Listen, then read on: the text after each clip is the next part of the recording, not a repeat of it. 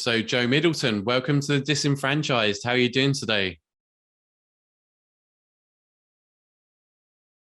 Thank you. Yeah, all good, all good.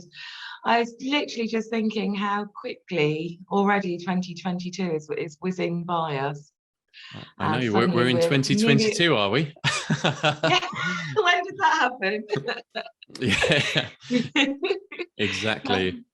Yeah, so it's busy start to the year for you. Then you've got lots going on. I mean, looking at your LinkedIn profile, I think you've got too many plates in my mind. I'm not sure how you're coping with it, but you clearly are. So yeah, what's kind of the main focus for you for the beginning of this year so far?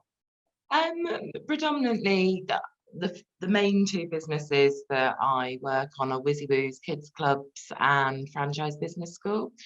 But although it may seem like I've got a lot on, I've never run one business at a time. So to me, it's quite normal. And I have an infrastructure, a team in place who I wouldn't be able to do everything without. So although it may seem like I'm spinning lots of plates, I'm actually quite chilled. Oh, excellent. That's what I'd like to be one day. But I guess we'll dig into that in a moment or two.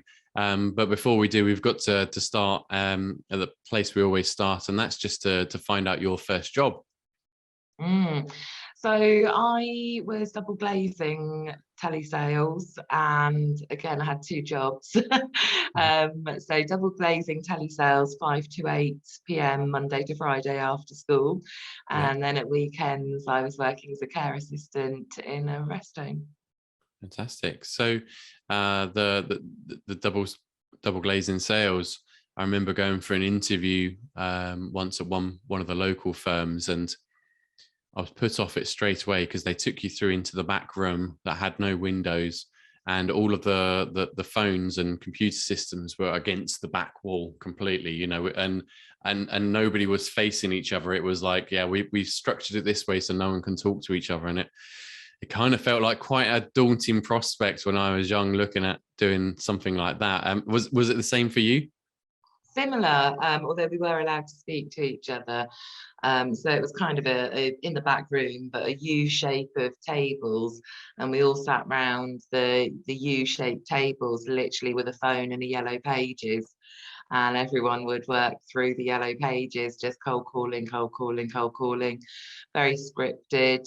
There was a whiteboard with all the sales on. So we were getting the appointments for the sales reps to go around. So what I know now as a sales funnel, we were kind of the ones sourcing the leads as the sales reps would go out and then hopefully sell. But it was brutal. It was very sort of from both points of view. We were quite or made to be quite um, tough to the customers and not take no for an answer and badger them. And likewise, the sales reps the same. And then it was quite tough to keep being told no as well. But I guess from a first job point of view, age 15 didn't really it didn't really knock me, I guess, as much as it might do now, being told no that many times. Yeah, sure. It builds up resilience when you're doing a role like that, doesn't it? And it's interesting. It sounds like you're kind of at peace with it. You weren't too you didn't hate it too much, because I know a lot Not of too people, traumatized.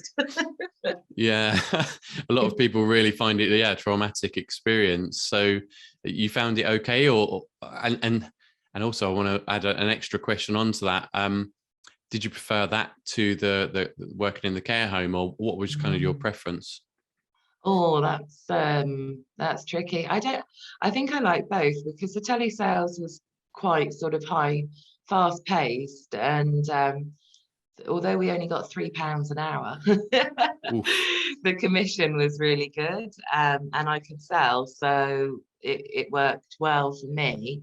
But the care assistant side of things, and well, last time we moved house, I actually found the a handwritten list that I'd written out of all the bedtime drinks for all the people in the care home, Ovaltine and Horlicks, and And I remember every single person, they were so amazing, and I learned so much from them. There was Charlie, who was a war veteran with one leg. Um, Molly, who used to be a dressmaker, and while she was on the toilet, she'd be hemming your dress for you and making your dress right. And they were all just such amazing characters to be able to be part of their lives and be able to look after them and make them comfortable. So I guess both. There's no kind of preference.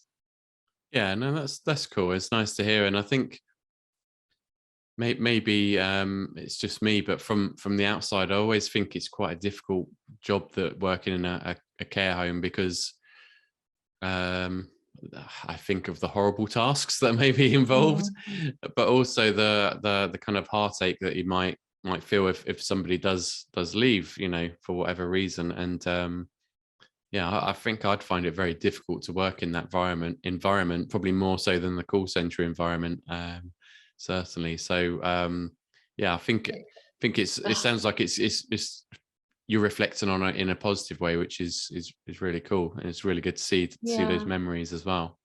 I think the hardest part, and it happened twice, was with husband and wife couples that had been together sort of 60, 70 years, and one would go before the other, and then you see the heartache, obviously, Yeah, and then the other one would it seemed die of a broken heart effectively, and that's heartbreaking to see. But on the whole, we do things like dancing and singing, and they teach us songs and we teach them songs, and we'd get dogs in, and it was just a nice environment to be able to make a difference to someone's life in that way, and hope that my grandparents would one day have that same level of care, which I hope that we managed to achieve that for them.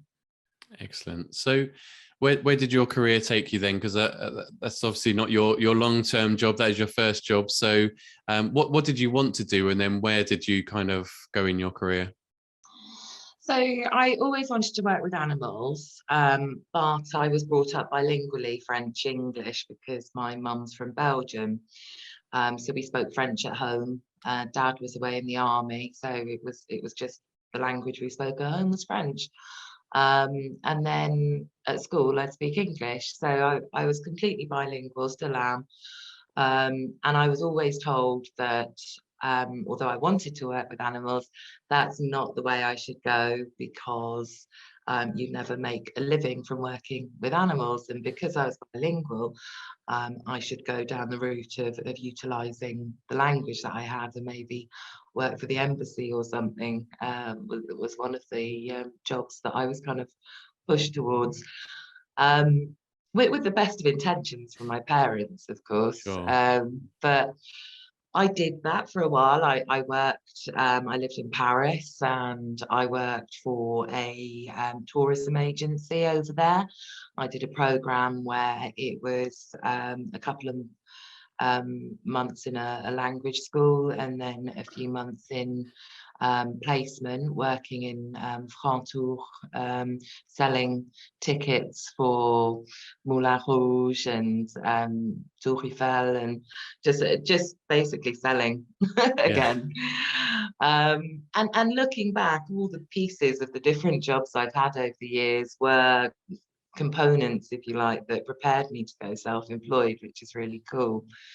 Um, so yeah, I did that, and I enjoyed living in Paris, and I enjoyed the tourism side of things. But I did come back to the UK, and it was when I was pregnant with my eldest daughter that I started a virtual assistant business. So Okay. this was the millennium. And it was with the help of the local Chamber of Commerce and Industry. I had a great support from the Prince's Trust as well. And I had my own mentor from the Prince's Trust. So 22 years ago, and it was a bit before its time as a virtual assistant agency.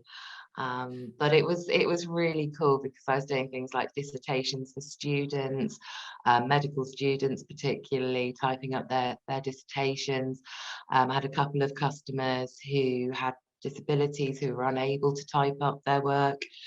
So they'd record everything on audio and then I'd transcribe it for them. And it was really cool. But then daughter came along and I got pregnant with my second daughter, and at that point needed to get a house quite quickly. Yeah. So I went back into employment when I was pregnant with my second daughter and parked the Word Perfect, it was called, my virtual assistant business. And that was the only business that I've started that I haven't sold. All the other businesses that I've started over the years, I've built up and sold on. And that's what I really enjoy doing, is the building and then the selling. Yeah, it's interesting. It's quite a bold move to go into an area that, yeah, nobody knows about really as a service. I mean, even today, I don't think everybody's completely au fait with what a virtual assistant is and what they can do for a business. Because, I mean, I have to admit, I only of the last year or so I've been in interviewing VAs that I've realized actually it's not just typing up documents now. It's a whole host of services from business optimization through to the operational side of things and marketing, and yeah, it's almost anything and everything, isn't it? So Yeah, that's quite interesting. You got into that or created that sort of business so early. So what kind of inspired you to do that? How did you come up with the idea? I spoke to the local Chamber of Commerce industry and said I'd really like to go self-employed. I don't want to be away. I want to be there for my daughter, but I don't want to be working full time and not be present. But I needed to bring some income in. So we looked at all the skill sets and different things that I'd done, and that was what we kind of settled on. And then in 2017, I think it might be in 2018, I set up another virtual assistant business with a view of supporting my network of franchisees at the time. So that virtual assistant business provided support for the head office team, but because they were familiar with the brand, they were ideally placed then for any franchisees who needed a virtual assistant to outsource to them as well. And it was a really different experience. I don't know whether it's because I was running it purely as a management business, or whether it was because of the level that digitalization has moved on since I set up the first one. But it really different. And then I sold that one in 2019 when I started Franchise Business School to the general manager, and it's still running well today, and I still use its services. Oh, awesome. So you said there that you had a franchise before that then, or you're a franchisor before then. So what sort of business was that you'd built up? That was Dog First Aid. So I had a pet care business before that, and puppy classes before that. So when I had my second daughter, I kind of thought, right, okay, what do I actually enjoy? And I read a book called Change Your Life in 7 Days by Paul McKenna. Fantastic book. And I read it in 7 days. You read a chapter a day. And it didn't change my life in those 7 days, but I swear it has changed my life. Oh, cool. So I read that book and it made me realize that I needed to be doing something that I was passionate about, that I really enjoyed. And that's always been animals. Animals have always been at the core, dogs and horses particularly, but we've now got a small holding with ducks and alpacas and chickens and sheep. And, and I love them all very dearly. They're all amazing individual beings in their own right. But yeah, so I had my pet care business that I started, and I had a fleet of vans and a great team. And I thought about franchising that because it had been done many times before by other pet care providers. So I knew it was an option, and I'd looked into franchising. I'd done my research, and I was kind of sort of teetering on the edge. I'd had a couple of meetings with franchise consultants, and I'd kind of thought about it. So this must have been sort of 2011-ish, 2010, 2011. And then I accidentally started Dog First Aid, and I do mean completely accidentally. I had an incident with one of my own dogs, and we were out on a walk, and he came back covered in blood.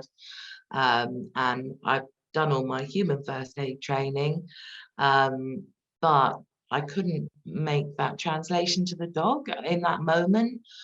If it had been a child or an adult, I would have known exactly what I was going to do. But with the dog, I just kind of picked him up and chucked him in the car and drove to the vets. I didn't attempt to assess the wound for a foreign body, or do a pressure bandage, or ring the vets to make sure there was actually a vet there who could see the dog. So I rushed down. Luckily, he was okay. He did need stitches, but he was okay. And so I went on a dog first aid course, but I had to travel miles to do so. And when I got there, I didn't come away feeling the level of confidence that I wanted to feel. So I thought, right, okay, all pet professionals should know this information. All pet professionals, same as if you put your child into a nursery, you expect the staff to be pediatric first aid Yeah. trained. So I worked with some vets, and I put a course together, and it was literally just intended as a one-off course for local dog boarders, groomers, daycare. I didn't even hire the main hall at the venue. I just hired the little side room because I didn't figure it would even be busy. And it went crazy, absolutely crazy. I had to hire a second date off the back of advertising the first one on the pet care pages. And that one got fully booked. And then through the power of Facebook, I got contacted by Rescue in Wales, who asked me to go over there and do one. And before I knew it, I was sort of pinging about the country, dragging children with me every weekend. And it went crazy. And so I got some business advice, and I also got some legal advice because I had some copyright issues around the content. Both parties said that in order to protect it and to scale it and to keep the quality, look at franchising. No one's done that before. There are no dog first aid franchises. But I did, yeah. So we scaled, and when I sold it in 2020, we had franchisees from the north of Scotland down to the Isle of Wight. Wow. And so, yeah, doing really, really well. So you mentioned they dragging your kids to classes, or courses all over the place. So how did you find that, trying to strike that balance between having a young family and starting quite a few businesses really during that period of time? Bribery, I think, is key. Those golden arches that are very well known in the franchising industry definitely played a part. It was okay until they got to teenage years, and then they didn't want to. It wasn't cool to come to out with mum to work. But I would say that compared to children the same age as them now, when I'm interviewing sort of 15, 16, 17, 18-year-olds now for roles within my companies, my children have got a great level of confidence. They can sell, they can set up a venue and prepare a stand to sell from. Their customer service is their telephone manner, everything's on point with my children. And I'm not saying that just as a mum, but as an employer, I can see a massive difference because they've been raised been dragged up, if you like, through me being self-employed and having to jump in on the business. They were the ones answering the calls age 10 on the pet care business. So they've had that sort of foundation of being involved in businesses from such an early age, through having no choice, that I think it's really stood them in good stead with skills they haven't learned at school. Yeah, that's so true, isn't it? At school, they're not really taught anything about the business world or employment, are they? Really, especially not in the younger years, anyway. And I'm sure we'll come on to this in a bit more detail in a little while. But yeah, having that exposure to what you're doing, they're going to kind of copy you in some way, aren't they? And pick up things that you're doing subconsciously without you having to teach them, because they're seeing it day to day in what you're doing. And it's interesting, quite a lot of the entrepreneurs that I've spoken to that have started their own business and turned it into a franchise, their families of entrepreneurial, if not directly their parents, but their grandparents or uncles and aunties, and they join in with the market stall or whatever it may be, you know. So I think it's quite interesting that it I don't think it's necessarily nature. I think a lot of it is nurture in terms of kids becoming entrepreneurs in the long run, which I just find really interesting, because for me, I didn't have that at all in my world, and I can see how I would have benefited from it, you know. So yeah, that's really cool. It's interesting because my parents weren't self-employed. Dad was in the army, mum was a head teacher, and I'm a third generation teacher, if you like. So training. I grew up in the staff room and in lessons. So for me, teaching comes naturally, and running training courses and teaching children. It's just natural to me. And I think it must have something to do with being in that environment from an early age. But what I found out was that my great uncle, so my mum's uncle, was actually a really successful entrepreneur, and although the brand doesn't live on and was bought out, he used to make he used to have a factory and produce Belgian chocolates in Belgium. And although the brand doesn't live on, the memorabilia from that brand sells for hundreds on eBay still. And my mum was absolutely astounded, because she said, like, we grew up with all of this stuff around us all the time. So to see it going for hundreds on eBay is really bizarre. It was just kind of what they played with when they were children, like the packaging and the tins. And so I wonder if there is something in that, in the, you know, the entrepreneurial spirit comes down through generations, perhaps. Maybe, yeah, maybe it's a bit of both, I guess. Same with most things, isn't it? I suppose there's a bit of both in there. But let's move on to kind of one of your businesses now that you have that's very relevant to this topic in WizziWoos. Could you tell us kind of how you established the business, and a little bit about it, so the audience can understand where you're at the moment as well? Yeah, sure. So WizziWoos I founded in December 2020, and it was after I just sold Dog First Aid. I started Franchise Business School in 2019. So I had Franchise Business School, which is kind of one-on-one consultancy, which is awesome, and helps business owners to understand franchising, which is obviously an industry that I'm hugely passionate about. But I wanted to make a difference, and I'd like to leave a legacy of having helped children to understand finances better from an early age. And I'll tell you a few sort of stats, if you like, because Yeah, please do. they blew my mind when I started looking into it further. I knew I wasn't happy that my children had come out of school not knowing what a credit file was, or what a mortgage was, or how to calculate interest rates. I mean, that's hugely frustrating, because they're everyday life skills that you need as an adult that they're not taught at school. But when I actually did some digging into it, the link between financial difficulties and poor mental health is massive. And over 420,000 people in the UK alone have suicidal thoughts because of their finances every year, with nearly a quarter of those actually going on to attempt suicide. There's Wow. a study by the University of Cambridge that says that our opinions around money are set by age 7. And that becomes earlier and earlier because of the digital age that we've spoken about. Because as soon as our children have got access to a screen, they're being targeted by highly trained marketing professionals who are forming their opinions and I don't know what the right word is, bending perhaps their perception of what they want and what they need, so that they're not able to identify their needs over their wants.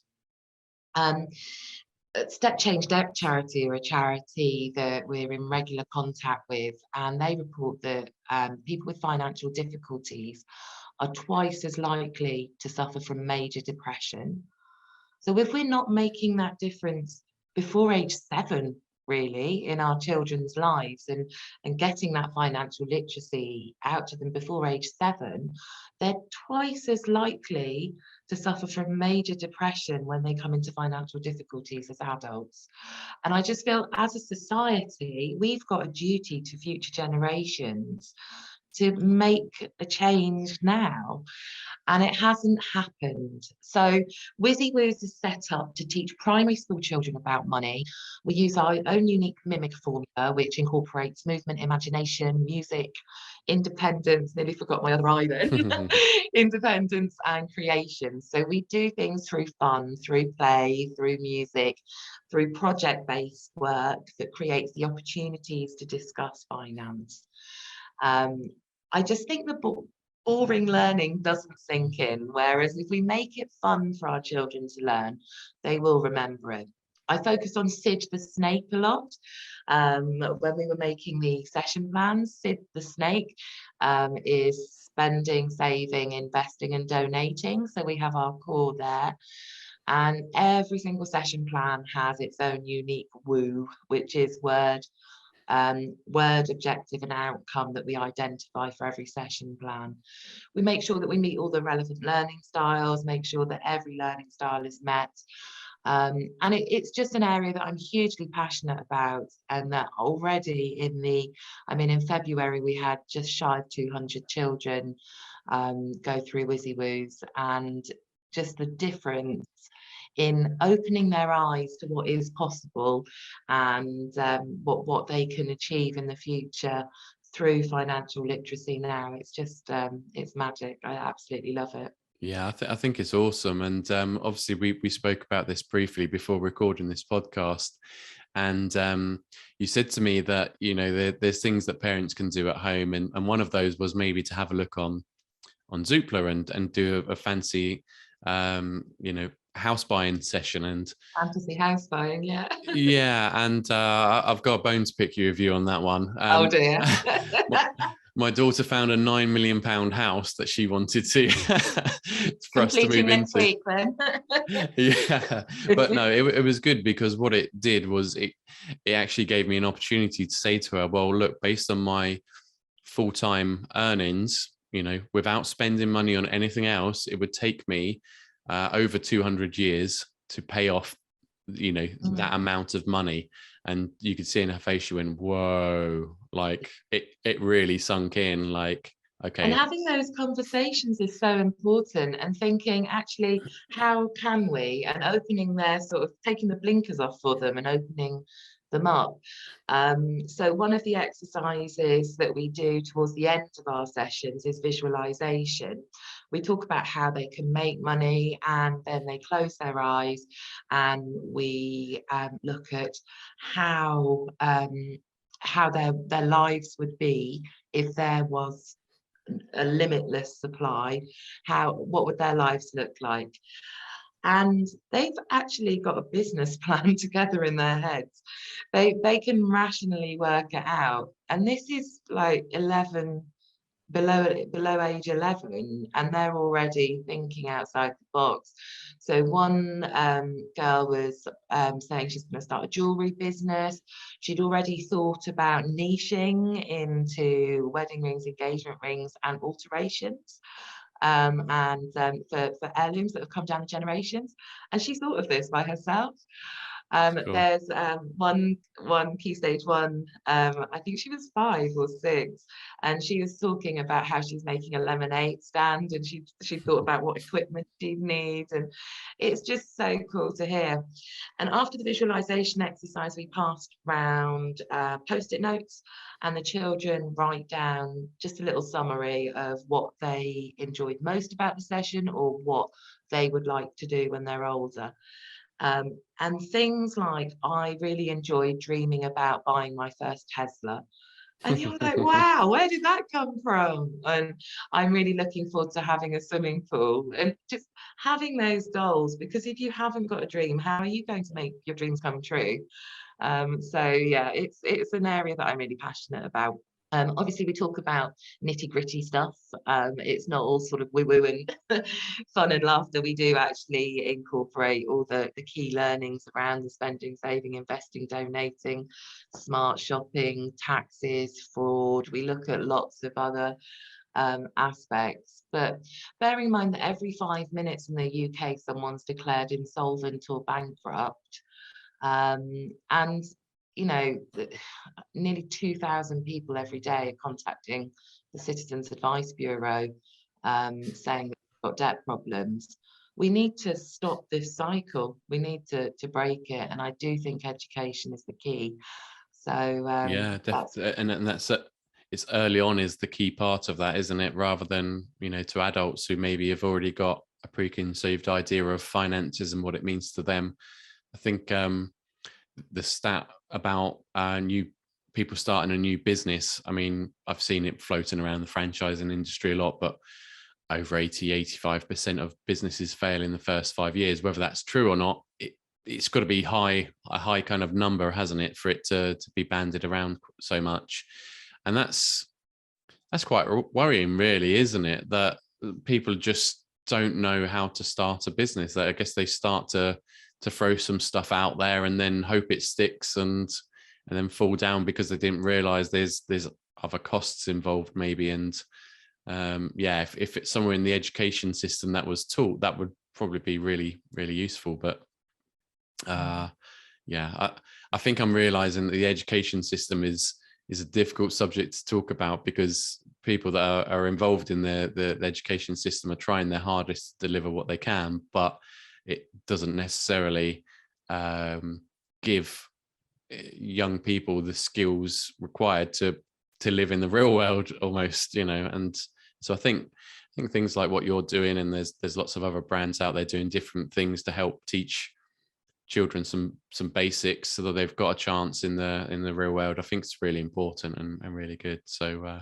yeah, glad to hear you're doing it. And I've downloaded some of the content, so I'll be going through that myself with my kids. They're 5 and 7, so maybe a little bit early, but yeah, I'll definitely be looking at never too early, never too early, what activities never I too can early, do. never too late. Yeah, exactly. Yeah, I mean, I'm learning now. We all You are. know, We all are. Yeah, yeah, absolutely. exactly. So yeah, no, that's really cool, that business. And you touched on it a moment ago. So franchise business school. So tell me a little bit about that and how the idea came around for it as well. So in 2019, I was selling Purple Frogs, the virtual assistant business that I started, to the general manager who still runs it now. And I was building up to sell dog first aid, and franchise business school. I started to keep me out of mischief, for when dog first aid sold. And franchise business school was built to help make franchising more accessible to the smaller business. So the first franchising foundations course I ran was the beginning of 2020, January 2020. And it's very much around getting the business franchise ready, making sure it's the right decision, because franchising isn't right for a lot of businesses.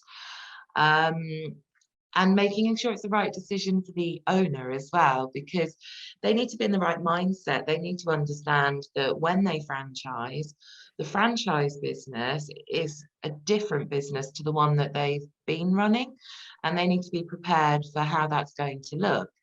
So it's very much around not just going through the franchising process, and I work slightly differently to other franchise consultants because I sort of go holistic from conception. Are you ready to franchise? What does your business need to look like? Supporting all the way through to actually working with networks with their franchisees and helping to support their franchisees ongoing as well. So Franchise Business School, I guess, is the one that I'm more involved with on a day-to-day basis than the other businesses. I've got teams in place that help more, and I'm more of a strategic. Whereas with Franchise Business School, it's recorded classes and one-to-one consultancy. So yeah, so hence hence where I have my big light above me right now and my microphone next to me, because I do spend a lot of my life sat here recording Franchise Business School stuff. Yeah, cool. So just as a kind of reference point, how many businesses have you started and then franchised yourself? Only the one, Dog First Aid, in 2013, and then started getting it ready in 2013, and then got the first franchisee on board 2016, I think. So making sure the model was well tried and tested, and that's where I'm at with WizziWoos at the moment. That piloting, making sure the model is sound and all the I's are dotted and the T's are crossed before we actually bring franchisees on board. Yeah, sure. What's some of the challenges maybe then you faced, in converting your business into a franchise, like you personally? I mean,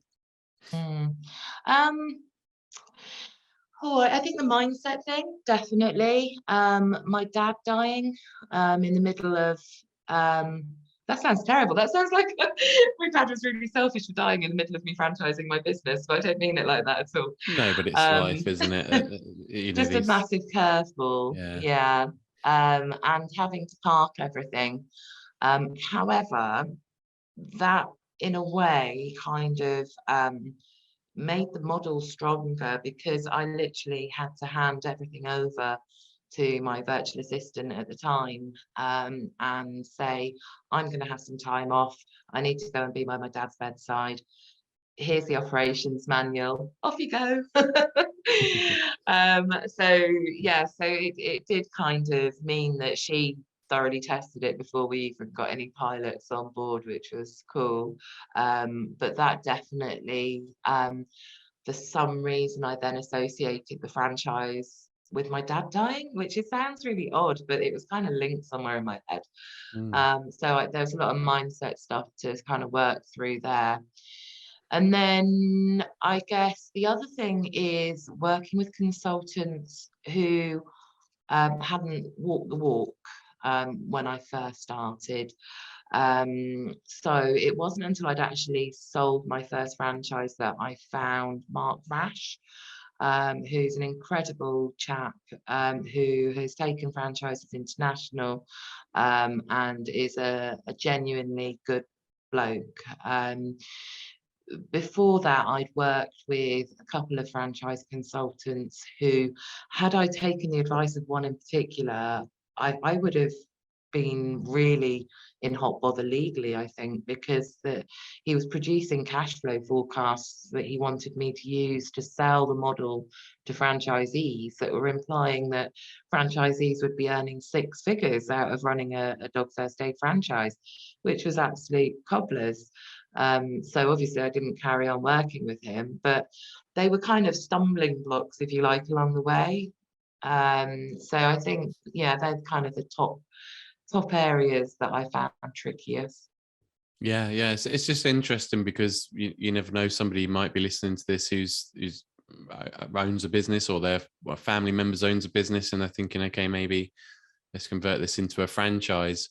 I'm no expert in that kind of conversion point, but the feeling I get is that it's actually a longer journey than you think, to get all the processes written down and set up, and think about how you structure the support and training that you would give to a franchisee. And then, as you say, the piloting part of it, it's a big life decision, I guess. And that mindset piece is really important, because it's no longer, your baby where you do everything. It's now your baby where you have to let other people take it and run with it, isn't it? So it's got to be pretty challenging, I think, to do that as a business owner.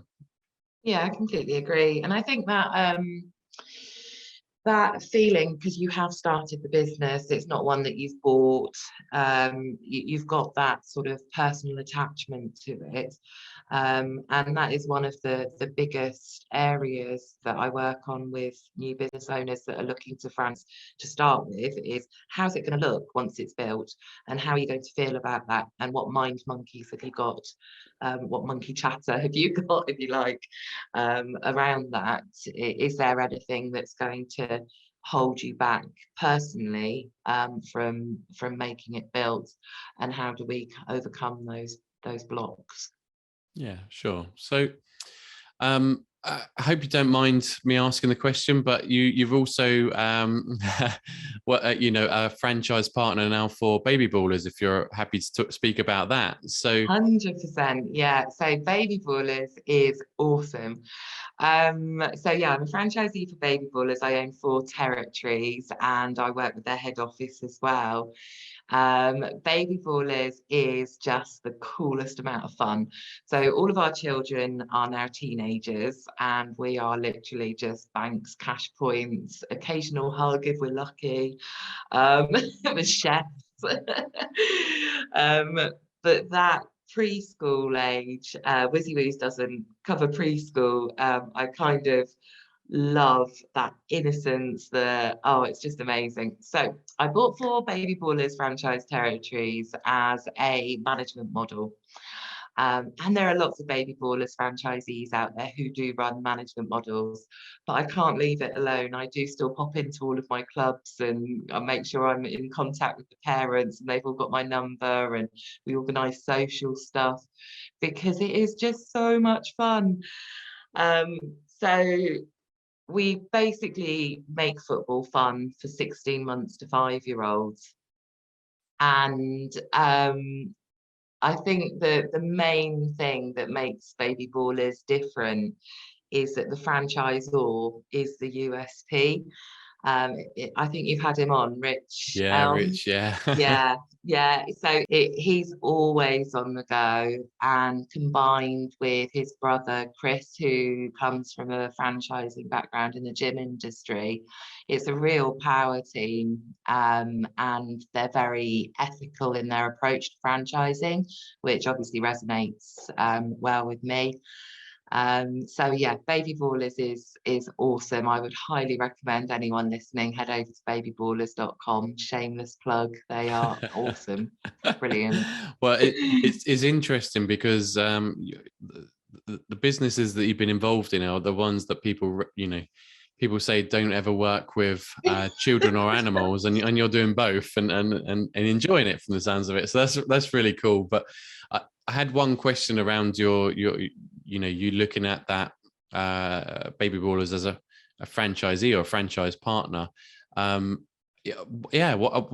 do that when you're a very entrepreneurial person that's capable of setting up and running businesses and even franchising them? Why then also look at franchising through somebody else's business?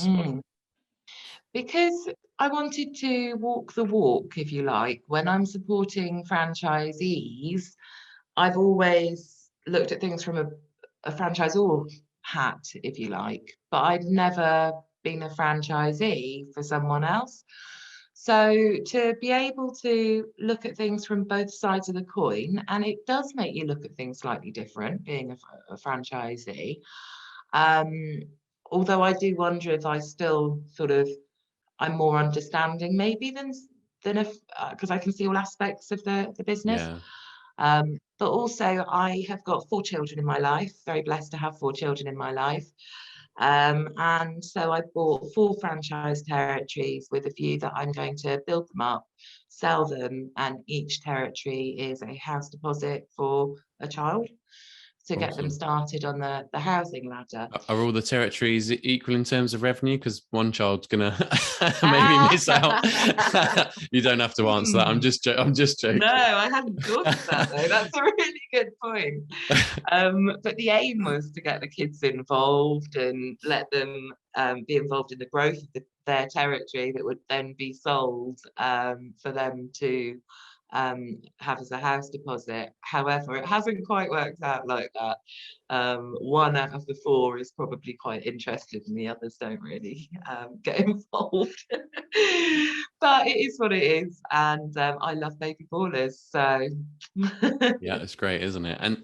And you mentioned something else a couple of times that I realised not everybody necessarily knows what it means, but a management model.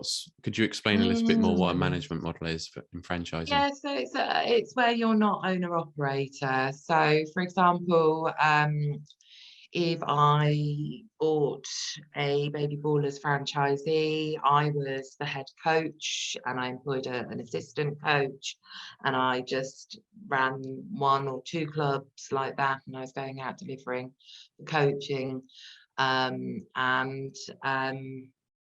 that would be an owner operator. Whereas with a management model, it's where you're a bit more, you hold yourself back, you're a bit more strategic.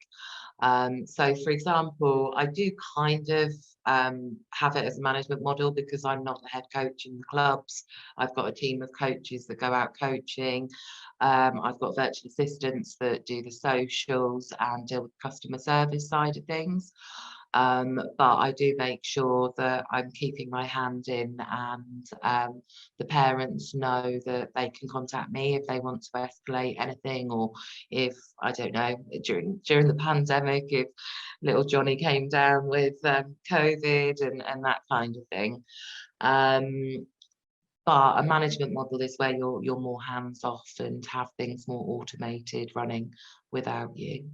I guess that seems quite an attractive model, but I guess comes with different headaches in that you then have staff and teams that you have to kind of coordinate, as opposed to your stresses being on the ground and delivering the service, whatever that may be. So it's not suitable for every business. Not every franchise business would be appropriate to have as a management model. Baby Ballers works both ways. But it's I always recommend, if someone's looking to buy a franchise that they're going to be running as a management model, that they set aside at least 3 months to focus on building it themselves and getting their heads around the systems and processes and the way that business runs, so that they're not abdicating, they're delegating to their team.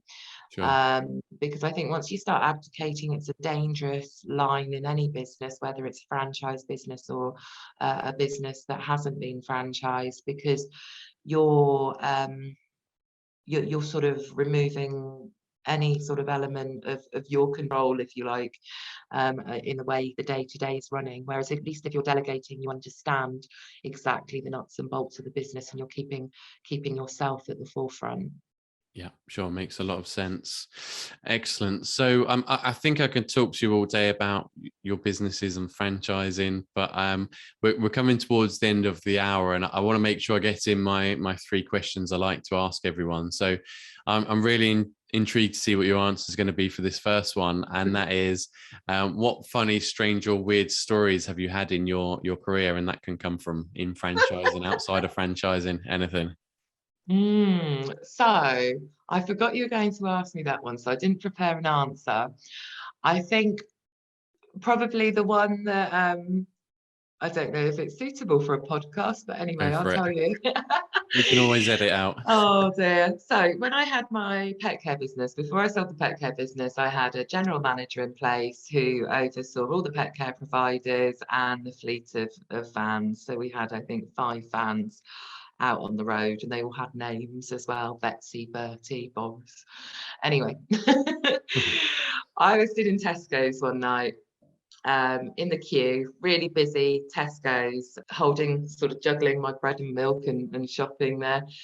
And this voice just appeared in my ear and went, "Ear dogging lady," and then went. It was my pet care manager, and she literally just come over to me in the queue and gone, "Ear dogging lady," and then just left me. Turned around and she'd gone. Oh my God. So that's quite a cool one, yeah. Brilliant. Ear dogging lady. So I don't know if that reputation stuck around here. You'll know if anyone just starts sort of saying, "Oh, you're a dogging lady again," and yeah, but that was kind of well, it must be about 8 years ago. I'm still mortified. Yeah, maybe it's passed by now then.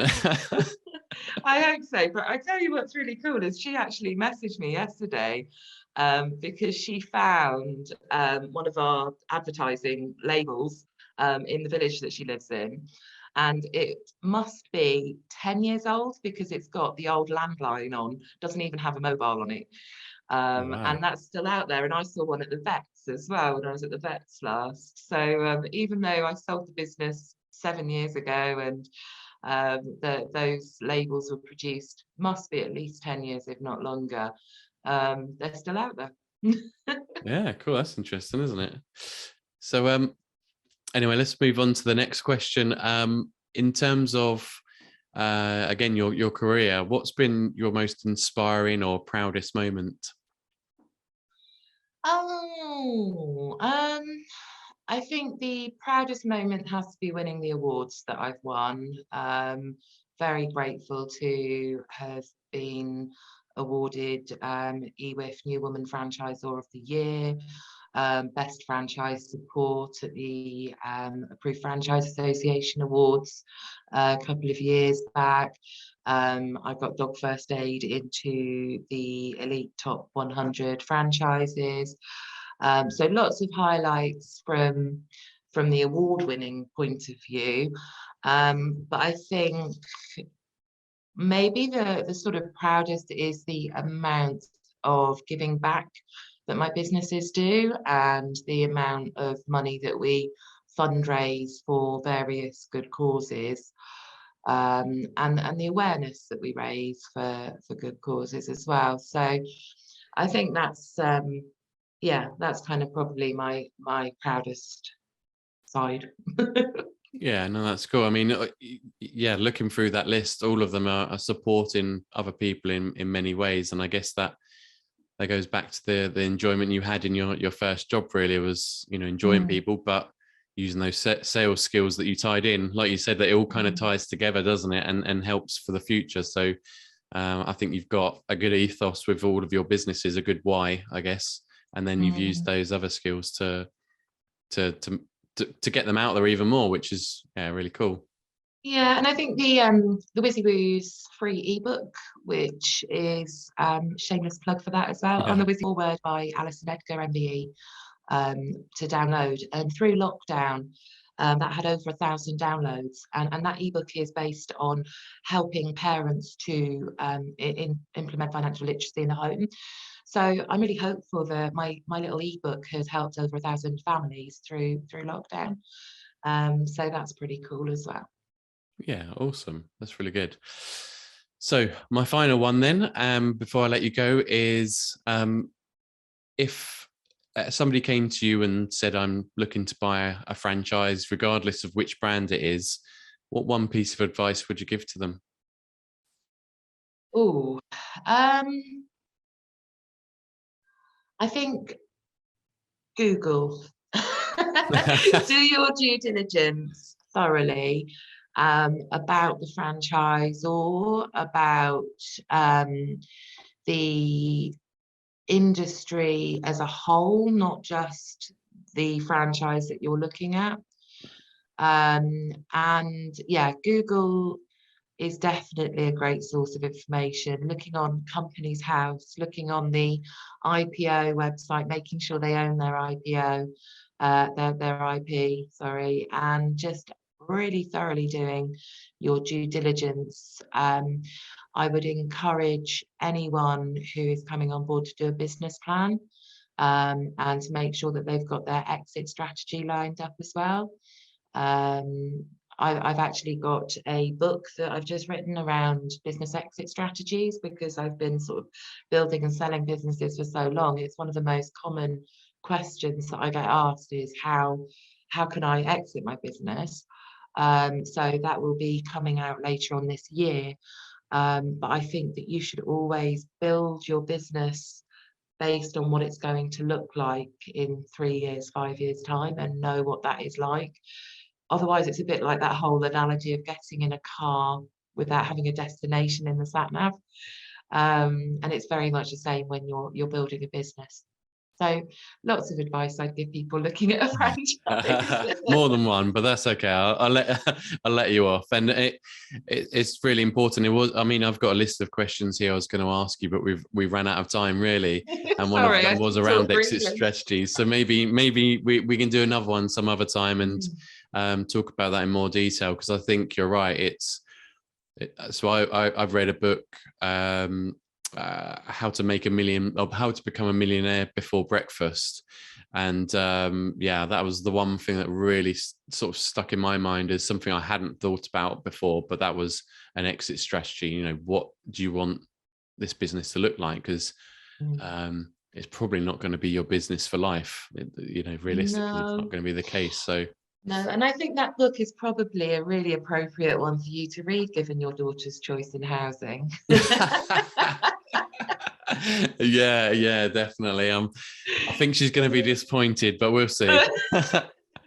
You never know. Yeah, she just basically, because it had a balcony, that was what the one thing that she wanted, her. And it is near the Natural History Museum that we went to a couple of weekends ago. So yeah, I think the parameters are changed maybe at some point in the future. So maybe I can get the price down a little bit. Oh, bless her. Awesome. Well, Jo, thank you so much for your time today. It's been a real pleasure speaking with you and getting to know you better and your background, and to hear some of your advice as well. And yeah, thank you so much for your time. You're very welcome. Thank you for having me on. No worries. Bye-bye. Bye.